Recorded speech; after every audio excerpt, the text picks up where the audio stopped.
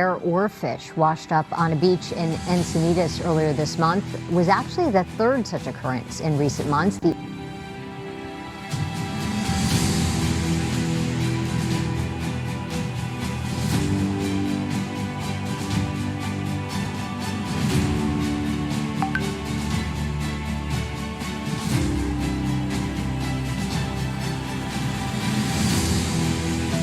अस्सलाम वालेकुम दोस्तों क्या कुदरत हमें किसी बड़ी आफत से खबरदार कर रही है।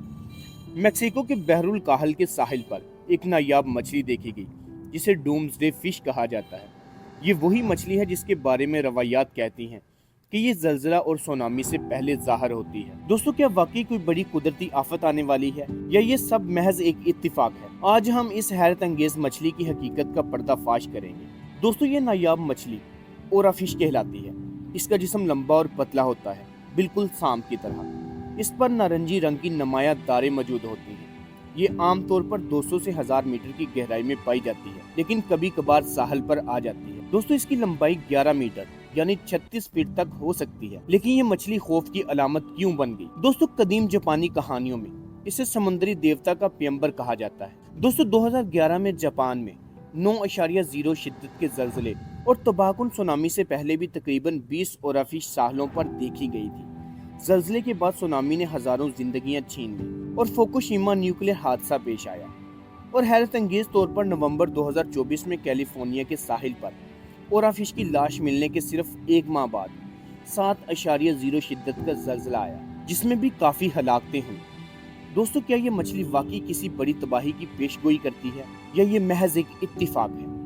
दोस्तों मेक्सिको के बहरुल काहल के साहिल पर इस मछली के देखे जाने के बाद सोशल मीडिया पर तूफान मच गया। एक सारफ ने लिखा, ये मछलियां मसलसल साहलों पर क्यों आ रही हैं? क्या कोई बड़ी आफत आने वाली है? एक और सारिफ ने हैरानी से पूछा, समंदर की गहराई में आखिर क्या हो रहा है? क्या वाकई कुछ गैर मामूली हो रहा है? दोस्तों माहिरीन का कहना है कि डोम्सडे फिश और जलजलों के दरमियान कोई साइंसी तल्लक साबित नहीं हुआ, मगर हाँ कुछ मुमकिन वजूहात हो सकती हैं। समंदरी दर्जा हरारत में तब्दीली की वजह से ये सतह समंदर पर आ सकती हैं, या फिर गहराई में ऑक्सीजन की कमी या पानी के बहाव में अचानक तब्दीली की वजह से ये मछलियां समंदर की सतह पर आ सकती हैं। दोस्तों चोट या बीमारी की वजह से कमजोर हो जाने पर ये मछलियां सतह समंदर पर आ सकती हैं, या फिर समुद्री तूफानों की वजह से बहकर सतह समंदर पर इनका आना बड़ी वजह बन सकता है। दोस्तों माहिरीन कहते हैं कि अगरचे कुछ जानवर कुदरती आफात से पहले गैर मामूली रवैया दिखाते हैं, लेकिन और फिश पर यह असूल लागू नहीं होता।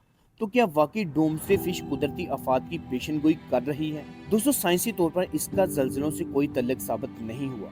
ये वक्तन फोक्तन मुख्तलिफ साहलों पर देखी जाती है, जो कि एक आम कुदरती अमल है। असल में जलजलों की पेशगोई के लिए साइंसी आलात और सिस्टम्स इस्तेमाल किए जाते हैं, ना कि रवायती कहानियां। लेकिन फिर भी कुदरत के ऐसे पुरअसरार इशारे हमें सीखने पर मजबूर करते हैं। तो दोस्तों क्या डोम्सडे फिश वाकई क़यामत की अलामत है या ये सब महज एक इत्तिफाक है? आपका इसके बारे में क्या ख्याल है?